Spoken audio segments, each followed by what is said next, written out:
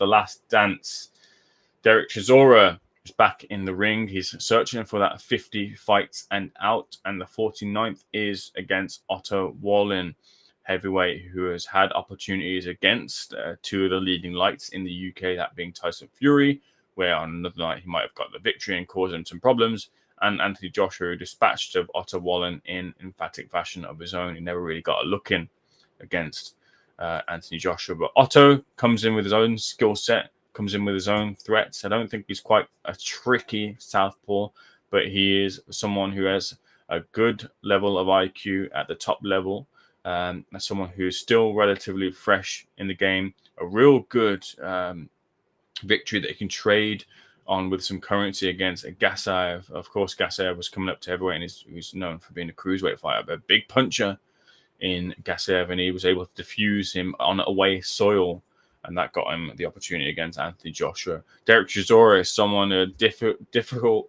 proposition, even in his older age, and has had many fights, and is showing the scars of war, has earned another opportunity after his big victory over Joe Joyce, toppling Joe Joyce as well, but a victory that a lot didn't see. Like I mentioned, earned another opportunity. Sees him taking on Otto Wallin in the UK, Manchester, this week. Josh, what's your read on this fight for Chisora and Wallin? Do you feel that Chisora will come through the test of Otto? It's very hard to make a judgment for Chisora to overcome Otto Wallin. As much as I would like to see him do it, Chisora has been a real cult hero in the British boxing scene and given us some great nights. Otto Wallin's still a young fighter, I guess you could say, who's still on his way up, and especially heading into this transitional period of the heavyweight division where we are going to see those top guys start retiring and disappearing. Otto's really going to be believing that a win against Derek Chisora is going to spring him into that category where he's going to be knocking on the door for world titles. And being back at the launch press conference back in November when Eamon was living it up in Qatar with Misfits, there was a different energy with Otto Wallin to what there was with the Anthony Joshua fight the year before. You can tell he's got confidence going into this one. He's a complete opposite style to what Joe Joyce is for Derek Chisora. I think, if anything, the Joe Joyce fight was probably the best fight for Chisora at the time, being another guy who likes to come forward. He's not someone that Chisora had to go looking for. If Chisora is going to want to get to Otto Wallin, he's going to have to go looking for him, and it's going to be a big test on his legs. And a lot of the talking point after the Joe Joyce fight last year was that Chisora's legs just didn't look the same. He looked like he was gassed out from the third round. But there is something about Chisora. I just do feel, Last Dance in the UK, can we get one last bit of magic in the UK from Derek Chisora? And I think we could. I've got some weird feeling that Chisora could potentially outwork Otto Wallin, because there is something about that Chisora style still, which is horrible to deal with. It's a nightmare to deal with if you get caught by him. So it's a real tough one, though, and especially when the big talk was about Jarrell Miller prior to that. We were all thinking Chisora versus Miller is a brilliant fight, and you go from Jarrell Miller to Otto Wallin, it's like, oh, that's a much trickier task to handle. Do I have to make my prediction yet, or can I swing it back your way and wait for a prediction? You can swing it back my way, but I'm going to come back to you in a moment, because I'm just putting the pieces together with Chisora and some of his comments surrounding his career. And I wanted to ask you as well, Josh, and the people in the chat, as to, if Derek Chisora was to lose, do you think that's him done and out, or do you think he still fights for that 50th fight? And Chisora has been talking a lot about the potential of fighting in Africa as well.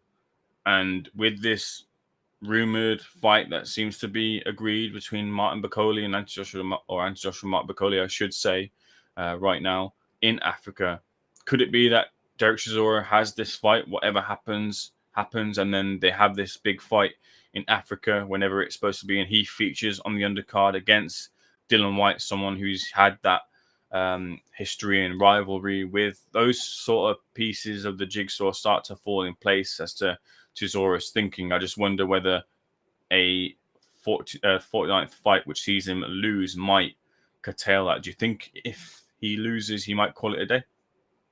I think it depends how he loses. If he gets knocked out badly, then I'd say call it a day there.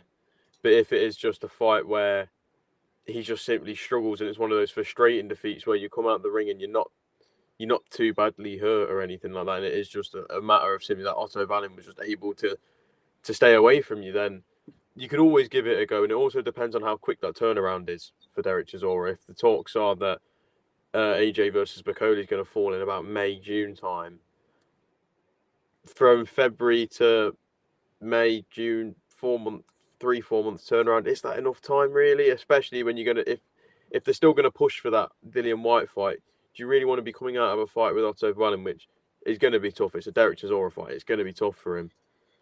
Do you want to be coming out of that and going straight back into another training camp where you're going to be preparing for Dillian White, who is very much going to be coming with vengeance, especially with Dillian still wanting to have that one final crack at a world title? He's going to be coming in hard and ready to get you.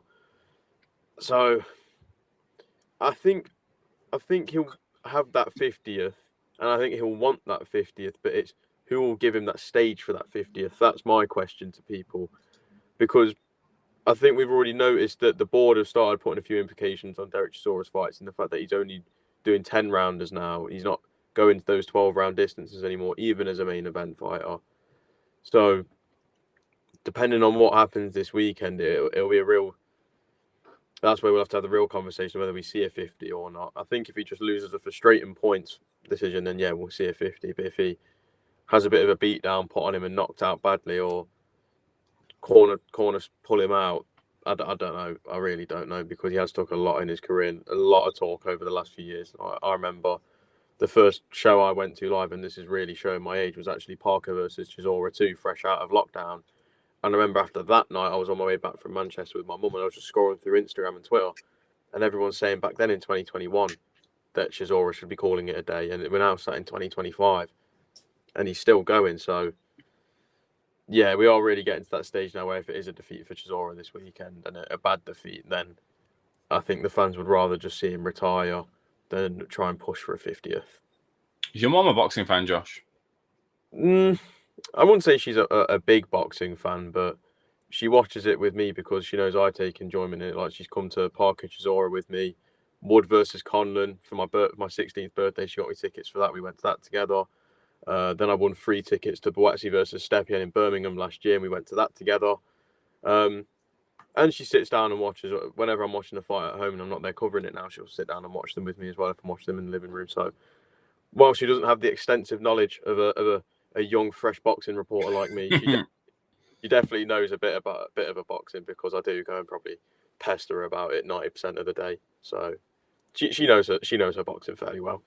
Well, your extensive knowledge will be tested in your prediction for Chisora versus Wallin in a moment. I'll give you a chance to mull it over in your mind as I jump to the chat as to see what they say about the fight.